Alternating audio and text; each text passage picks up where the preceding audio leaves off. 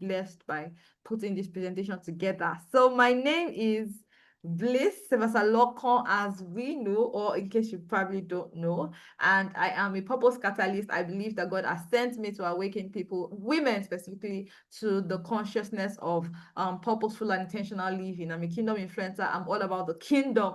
My job is to get people to advance God's kingdom, even as I do that myself. I'm a social reformer because I'm contributing to the building and reforming of our nation, of our continent, of our world, of the systems on earth. And I am a prophetic mentor because I believe that God has called me to also mentor others.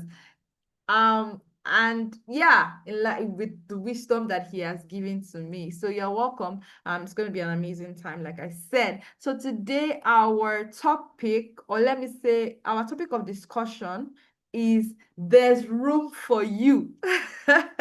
Advancing God's kingdom agenda. There's room for you. Can someone say there's room for me? Say it. Look at yourself and tell yourself, there's room for me. There's room for me. There's room for you. There's room for you. There's room. You. Yes, I'm talking to you. There's room for you. You can see that female soldier. Yes, not everybody gets to wear a military uniform, in reality, but the truth is, this is actually a representation, or this should be a representation of who we are, even in the spirit. Like, this is actually our posture, or this should be our posture. There's room for you because we are all involved in this. So next time you hear advancing God's kingdom agenda, know that it's not something for a fivefold or those that are in ministry alone or pastors. It's actually something that has to do with you, and that's why we're having this conversation today, so that you can know how exactly it concerns you. So before we go fully into before we go into that topic, I want us to take the calling compass, which is very important. See, if you are here and you're listening to me, I want you to be here for yourself. Like, listen for yourself. Don't be distracted, because what we're going to do here is very important. Now we're going to take the calling compass. I'm going to read out some questions and an option, and when I read the options out, don't tell me yet what the answer is, but I want you to grab a book. Can you grab a book, grab a pencil, grab, or maybe your phone and your notepad, and I want you to take down the response that you are giving to that particular question. And then when we are done, you can now tell me what your overall is, or what your mark is, or what your score is. So let's take the calling compass. Number one, when you think about God's purpose for your life, which of these best describes you? When you think about God's purpose for your life, which of these best describes you? Now, A, I sense there's a purpose for me, but I haven't claimed it yet. I sense there's a purpose for me, but I haven't clearly named it yet. If this is you, I want you to take note of that, okay, my response is A. B, I know my purpose and I'm actively working towards it daily. Be sincere with yourself. Remember, you are not answering for anybody. You are answering for yourself. B, I know my purpose and I'm actively working towards it daily. C, I see how my purpose connects to something larger, a legacy or mission beyond myself. So which one of these applies to you? Is it A or B or C? So for question one, take note of what your answer is. Okay, now let's go to number two. Number two, how do you respond when you sense God nudging you towards something new? Can you take note of that question? Now, how do you respond when you sense God nudging you towards something new?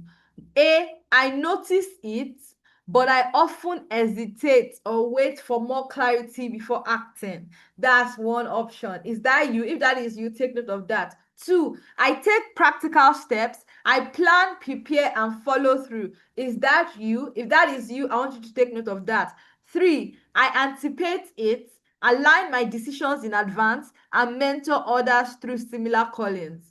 I hope you are taking note of your answer. How do you respond when you sense God nudging you towards something new? Is it A or B or C? I want you to take note of that. Even if you're watching the replay, I want you to take note of your answers, because you're going to give me what your score looks like. Number three, When you face a setback in pursuing your calling, what is your typical reaction? Now, I want you to think back. Anytime you say face a setback in pursuing your calling, what's your typical reaction? A, I question whether I misunderstand what I was called to do. Now, if that is you, take note of that.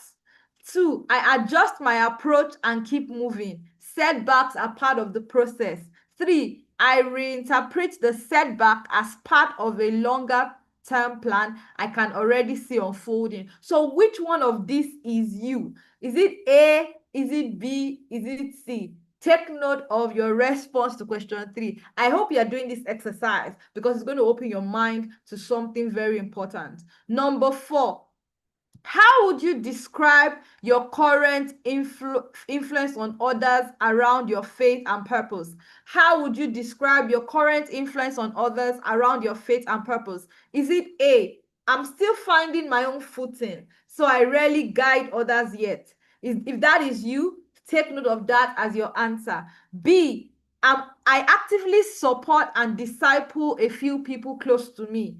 If this is you, take note of your answer. C, I'm building or leading something, a ministry, platform, or community that multiplies impact beyond my immediate circle. If that is you, I want you to take note of that answer. So it's either A or B or C. Make sure you take note of whatever your response to that question is. Now let's go to the last question for the calling compass. If you imagine your life's contribution to God's broader agenda 10 years from now, what comes to your mind? If you imagine your life's contribution to God's broader agenda 10 years from now, what comes to your mind? A, I'm not sure yet. I'm still discerning what that even looks like. B, I can picture the next milestone or project I'm working towards. C, I have a clear long-range vision and I'm laying groundwork for it already. Now tell me, which one of this is your answer? Is it A or B or C? Now, if you've taken note of your response, I want you to look at all the other 5 questions that I asked and look at what you gave, which options did you give before I reveal what it is. I hope you are doing this exercise. If you are still with me, drop a message in the chat, whether you're on YouTube or Zoom, drop a message for me to know that you're taking this exercise before I reveal the answer or I reveal something to you. So I want to believe that you actually took this exercise before I go on. It would be good if you actually did it. And if you missed the question, don't worry. When you're watching the replay, you can just go back and look at the questions again. But let's move on from here. Now, I want you to know something. This is what your result is saying, or this is what your options are saying.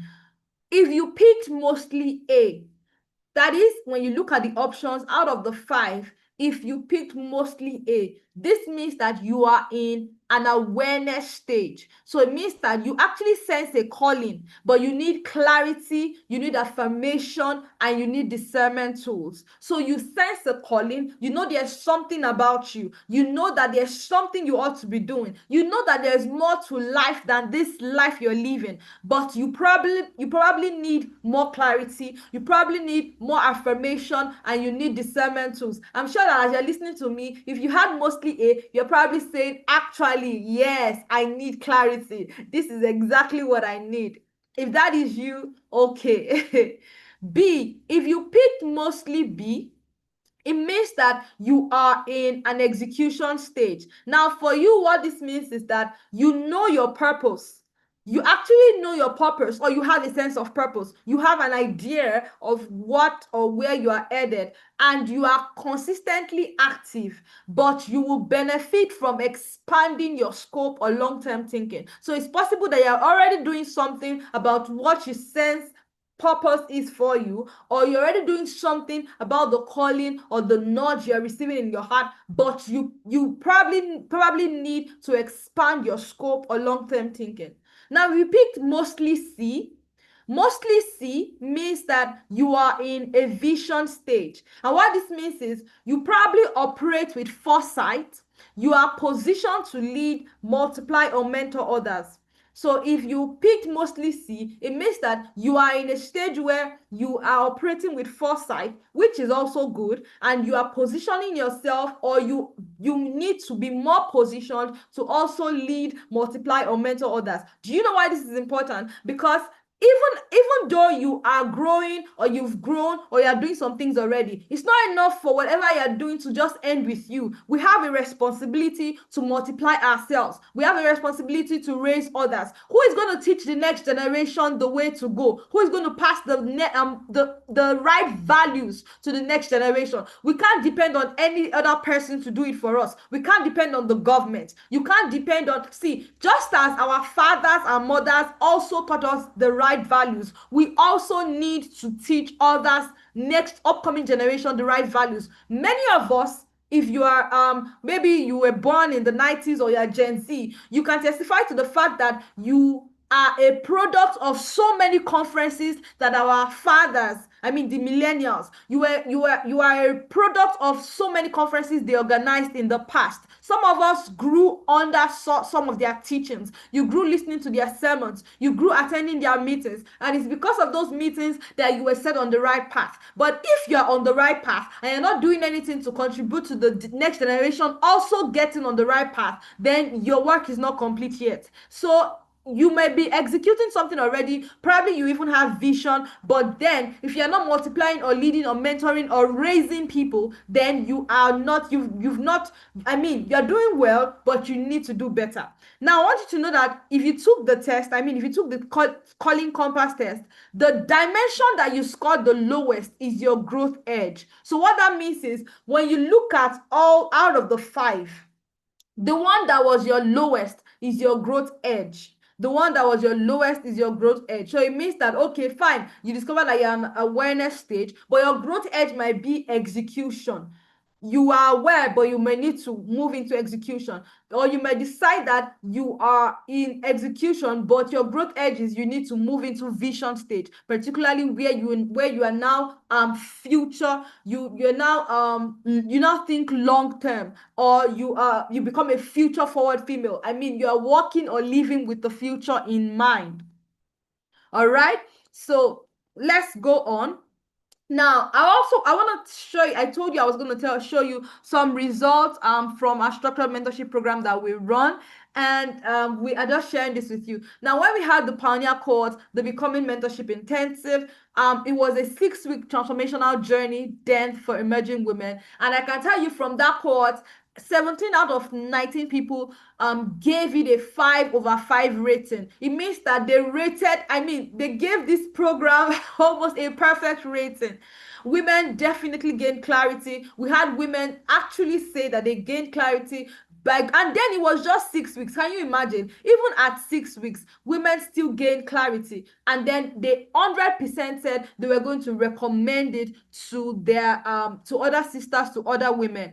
And then this is a testimonial from one of the participants of the Pioneer course when we had it. She said, TBMI is a blessing worth more than gold to women and for women. I encourage every woman to partake in this program, as the blessings of the program is huge.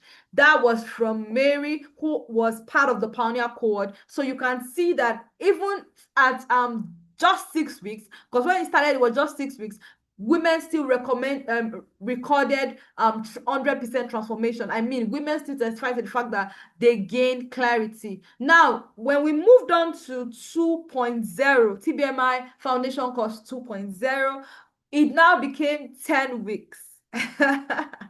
Now imagine if at 6 weeks people were saying it was the experience transformation. Now imagine when we increase it to 10 weeks. You can just imagine what could have happened, or what actually happened. We had TBMI 2.0 the first quarter of this year, and all rated it very transformative or life-changing.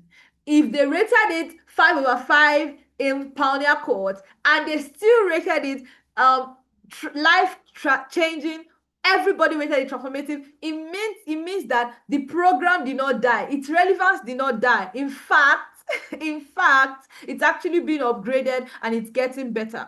and the women agreed that the program delivered on its core promise. It's important that I tell you this. Why? Because if people went through the pioneer cohort and some people came in and they went through 2.0, with even different system upgrades and all that, and they still agreed that the program delivered on its core promise, it means that the program is a surety. Like, it is sure, it's sure, it's sure you. It's a very sure one. Now look at a testimony that came in from a woman who went through 2.0 at the first quarter of this year. She says, I came to the consciousness of my identity in God, and through it moved away from being a person who seeks and feeds on the approval, on man's approval for validation. And that was from Melissa. And I can tell you, the woman who testified in pioneer courts, from another country. The person who wrote for Foundation 2.0 is also from another country as well. So you can see that it's not even just for maybe women from Nigeria or one. No, number two, it's not even limited to a particular age group, because we had people across different age groups come in and all testified that it was indeed a transformative one. Now, how does this affect you? We are soon going live with 3.0. Before we go into our conversation, of course, we've already started. It's part of what we're learning today. We're about launching our 3.0 foundation course. 3.0 cohort for the foundation course, which is going to run from the 29th of June 2026 to 31st of August 2026, and concludes with the activation night, which is always a powerful night. People from 2.0 can testify that the activation night for 2.0 was indeed a powerful session. It was a powerful session. And so activation night, it concludes with a prophetic activation night, which will be holding on the 5th of September. Of course, you would experience transformational teachings through the program, destiny defining clarity delivered through teachings that challenge, awaken, and realign your understanding of who you are and what you carry. You are going to experience community reviews, where there's sharpened understanding through shared insight. Everybody's going through the same module, going through the same system, same curriculum, but we all get different insights. And the blessing is us coming together to share, what have you learned? What have you learned? What have you learned? And just pulling out that wisdom that everybody gains, or everyone has gained. Even, everybody just listening and hearing in their own language, or hearing what God is saying to them. When you bring that together, I tell you, it's a powerful bank of wisdom. Okay, growth is amplified when witnessed and refined in community. There's, of course, guided reflection workbooks, which are deep processing tools that help you internalize truth, confront barriers, and document your journey in real time. Of course, you are going to be supported by stewards. You're not left to navigate this alone. Dedicated stewards will work alongside you throughout the program, offering guidance, encouragement, and accountability. And then there's opportunity for the collaborative projects, where sisterhood is strengthened through intentional collaboration. I remember a woman saying in 2.0 that the project work was the highlight for her. Number one, she had the opportunity to lead a group for the very first time in her life. First time in her life. Can you imagine? Number two, the fact that people were interacting, working on something together, was just a beautiful experience for her. So these projects create bonds that extend beyond the course and build a network of support for your future.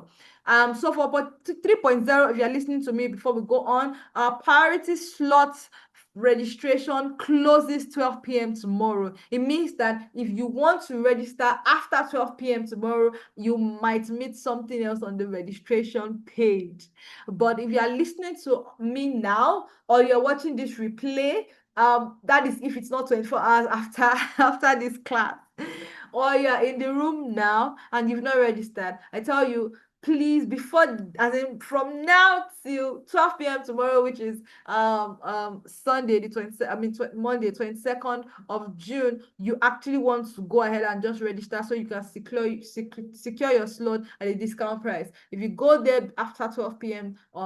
tomorrow you'll meet something else. So take advantage of that. Now let's go into what we were discussing. I want you to know that it is possible for you to glide through life without acknowledging that your presence matters. And this is happening to many people already. They probably don't just know that that is what is happening to them. Some people, I said it, that some people wake up every day and go to bed the same way they woke up. Nothing, you are not adding anything to your life. You are not contributing towards any cause. You are not, when I mean cause, you are not contributing towards any objective. You can't say that this is what has changed throughout your day. You can't say that this is how you've added value to yourself. You can't point to anything, any change. It's just the same thing. You wake up, you take your bath, have your bath. If you are going to work, you go to work, you come back, go to church, you go to church, come back.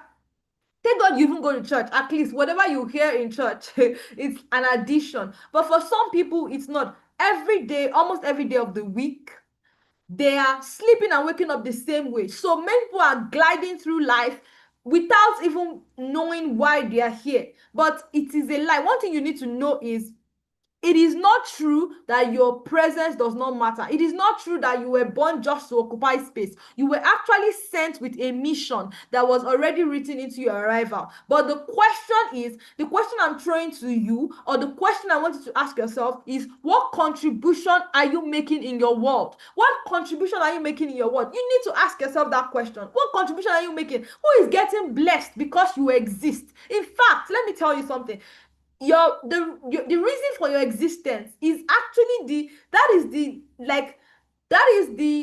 should I call it a legal proof? It's what validates the fact that you should exist or you should be here. If there's no reason for your existence, why should you be here at all? Why should you occupy space? The fact that you're here is already proof that there's something about you. So what contribution are you making to your world? What is getting better because you are here? Are you just occupying matter? You are breathing in oxygen, taking out carbon dioxide, you are using our water, you are using water, you are using resources, you are consuming so many things, but nothing. Nobody is being blessed. You are not solving any problem. You are not doing anything. You are not doing anything. Let me tell you something. Everyone was created for a purpose, and everyone has a role to play. If you are listening to me now, I want you to know that you were created for a purpose and you have a role to play. Number one, we were created to be restored. We're created to be reconciled to God in an intimate, personal relationship. That's the first reason for our existence. We were created to give glory to God. So we were created, that's why we ought to reconcile men back to God. I mean, Bible says God was in Christ reconciling all men back to himself. That's the first thing we need to achieve, or the first thing that needs to be done, that we must be restored and reconciled back to God in an intimate personal relationship with him. The second thing is we need to reclaim. We were sent to win souls back from the kingdom of darkness into the kingdom of light. I have a teaching on YouTube that says this is the reason why you were saved. You may want to go and watch or listen to that teaching so that you understand what I mean better. It's not enough for you to just be saved or be a Christian. You ought to be contributing to winning people back from the kingdom of darkness into the kingdom of light. Now, what now happens is most of us, we've ticked number one, we've ticked number two, but we stop there. What happens to number three? We were also sent to realign, to establish God's will on earth by bringing the systems of the world back under his order. We know that the devil is seeking to hijack and take over different systems or take over the world. He cannot take over the whole world. As long as we are here, we have a role to play to realign the systems back to God's order, to realign and ensure that God's will is established in every sphere, in every system, on the earth realm. So some people take number one, some people take number two, but they don't think about number three. That's why we're having this call today. I have come to remind you that there is something that you have left out. And if you have left it out, today is the day to pay attention to it. Today is the day for you to pay attention to it. Now, in realigning the earth systems back to God, there are many fields to occupy. So there's ministry. Not everybody will be a minister. Not everybody will stand on a pulpit. Not everybody will be a pastor. But that doesn't mean that if you're not a pastor, there's no room for you. There is room for you. So you may be in ministry, you may be in media. In fact, if you have a burden to go into policy making, to go into government politics, you are not wrong. That might be your space, that might be your territory, but you have to go and occupy it. So there's policy, there's business, and so on. You have to recognize your field and occupy it. There is room for you.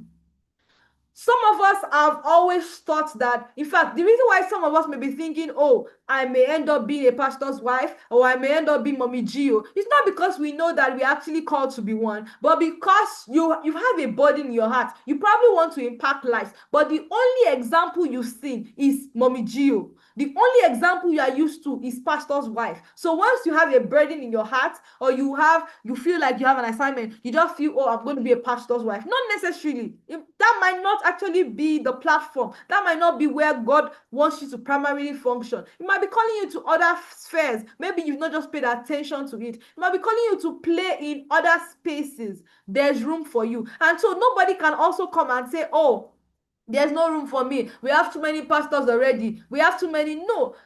Whatever burden, whatever it is, that wherever space it is that God has created or wants you to function in, I tell you, there's already room for you. There are people that will listen to you in that space.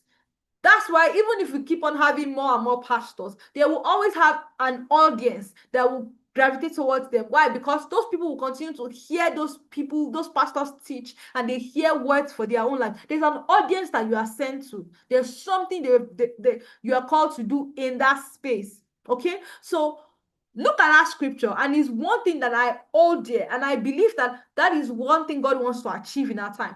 Isaiah, it says in the scripture, in Isaiah 58 verse 12, it says, your people will rebuild the long deserted ruins, building anew on foundations laid long before you. You will be called repairers of the cities, restorers of communities. It is our duty. What did I say? It is my duty. It is your duty to restore, to rebuild, and renovate the systems of this world. We are complaining, oh, this nation, oh, this country, oh, this Nigeria, oh, this world. What are you doing about it? Some of us sit down, Gen Z are not loving God. Gen Z are this and that. Gen Z, what are you doing about the Gen Zs? Are you even impacting anybody? Let's even leave Gen Z, because some of us can be Gen Zs. What about Gen Alpha? We are saying, oh, children of nowadays, they don't respect their parents. They are not even reading their Bible. They are kiniko. What are you doing about it?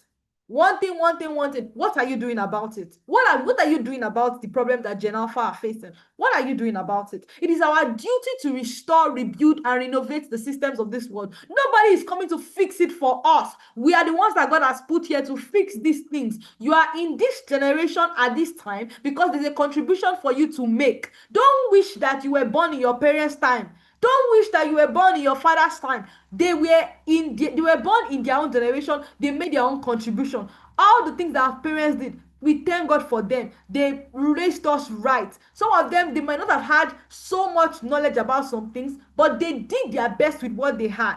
They raised us right. They were hardworking. They did so many things. They were faithful in church. They served.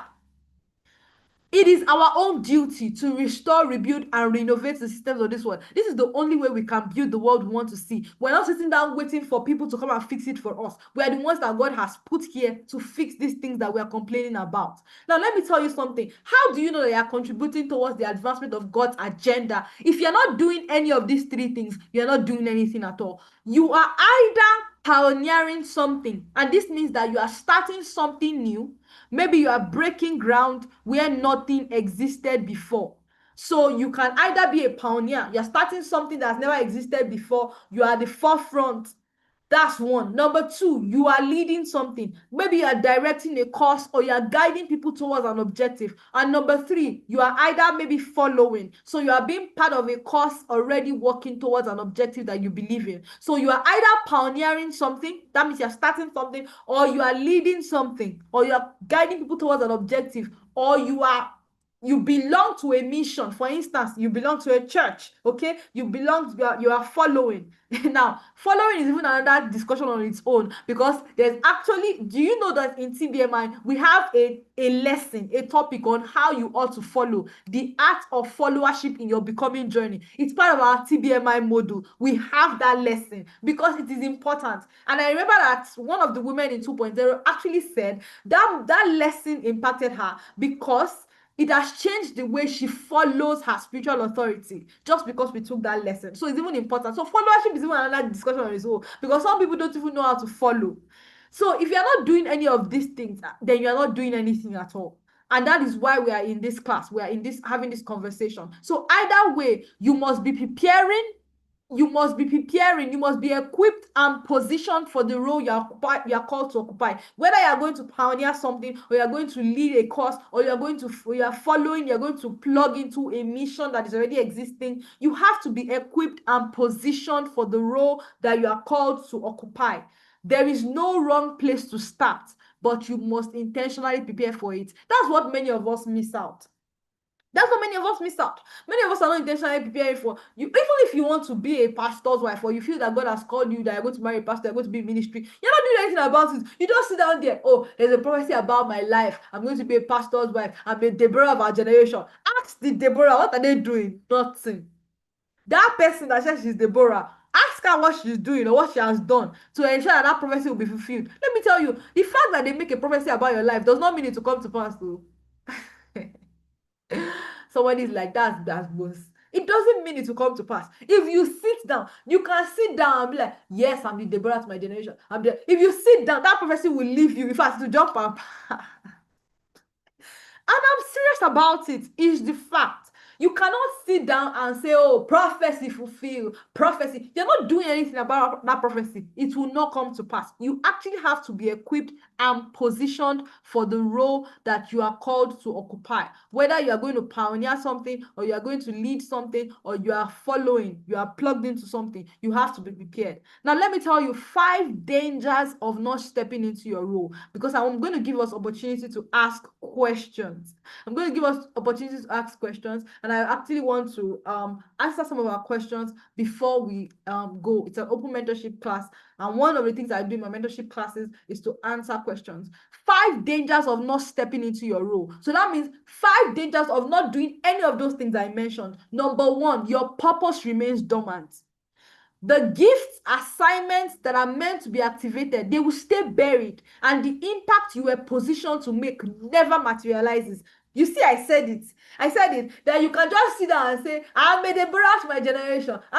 There are some people that, let me not say anything, but I'm sure that you can look around you today and point to some people that maybe when you were in school or you were an undergraduate, all of you were praying together, and some people said, I know, I am sent. Look around you today, you can't actually find them.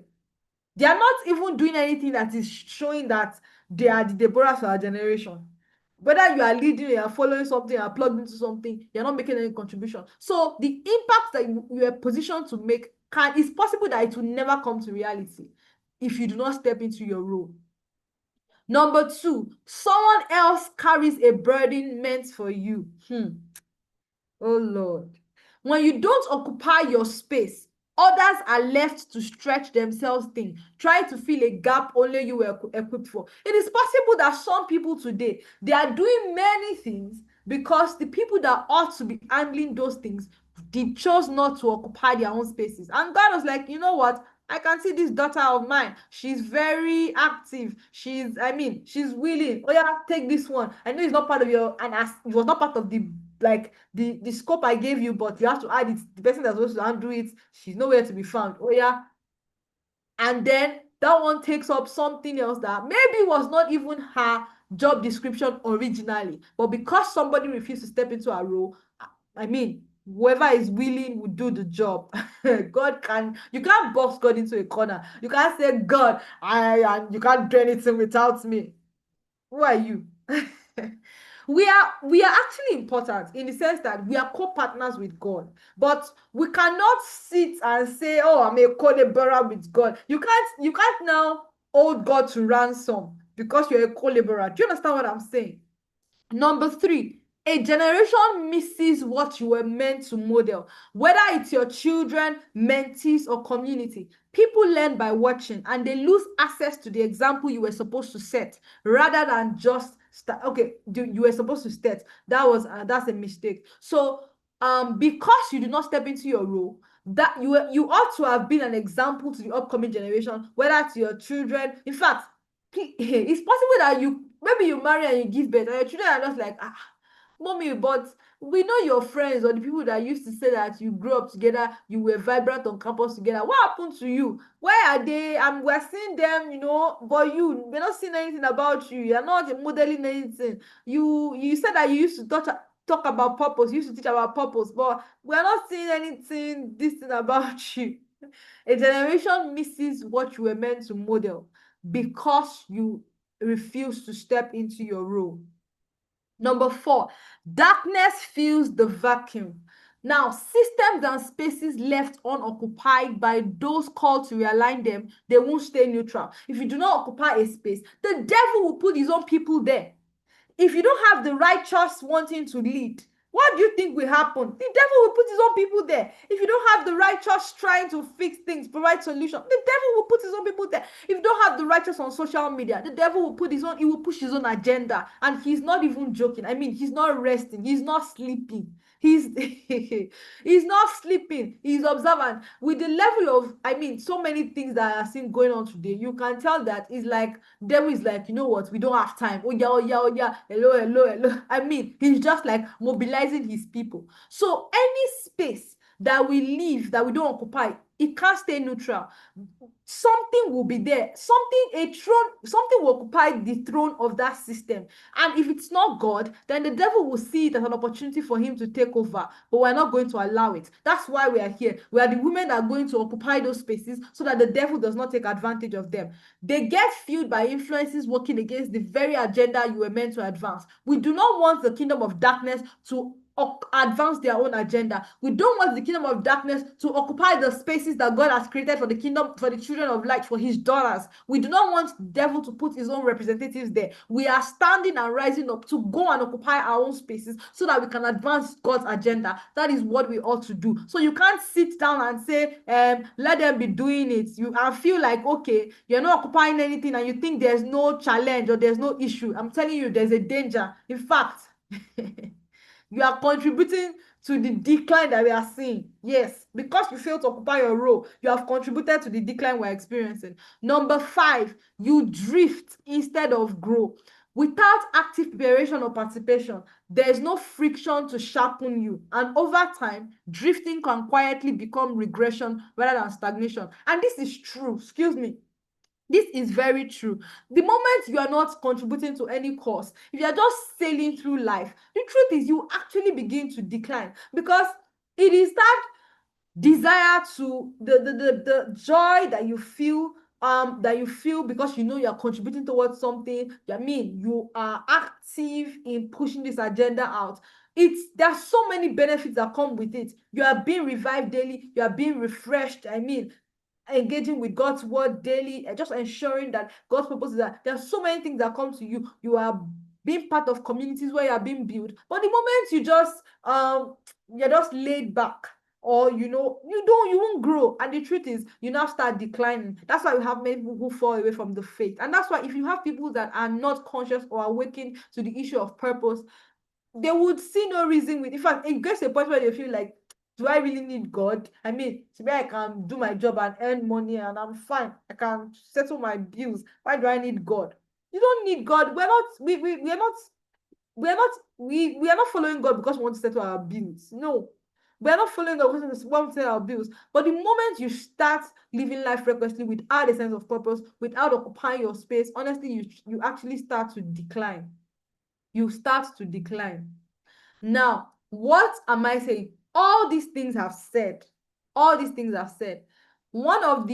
probably thinking, okay, how exactly do I get myself equipped or prepared? How can I move forward in all these things I said? I do not want to just remain. What do I know? How do I learn about it? How do I know more? How do I take action? See you in the Becoming Mentorship Intensive 3.0, because we have a curriculum, we have a system, like I said, that would actually move you forward in the direction of your purpose. A system of growth that would position you, awaken you, first of all, to living life purposefully and intentionally, and number 2, also position you rightly to contribute to the advancement of God's kingdom agenda. So there's room for you. There's room for you in the agenda of God. There's room for you in TBMI. There's room for you in the places that matter. There's room for you among kings. You just need to be up. You need to be equipped. You need to be prepared. This is not the time for you to live your life on your own terms. Please, we're not even in that time. I mean, we have gone beyond. I don't know if at all you were doing that in the past. This is not the time for you to do that again. We're in a time where we can't even joke with our lives anymore. Like, with everything that is happening, we have to put all hands need to be on deck. You have to do something. You either have to be either you are preparing or you are equipping yourself, or you are intentionally building yourself, or you belong to a mission, you are following someone, or you are leading something, or you are pioneering something. Everybody needs to put their hands to work. And for those who know that they do need guidance, they do need this teaching, you need this system, you're listening to me right now and you feel like, I think this is what I need, please, please, and please click on the link, register, get into TBMI. We're going to continue this conversation in the Becoming Mentorship Intensive Foundation Course 3.0. I mean, you actually need to get into the room to be able to see some of the modules that we are going to be taking in 3.0 that we didn't even take in the previous cohort. We are going to be talking about standing before kings. You want to be in that room. We're talking about power of identity and culture in a foreign land. You want to be in that room. Of course, I can't say everything that we will be looking into, but when you get into the program, you have access to all these things and more. And definitely you have access to sitting in rooms where we have mentorship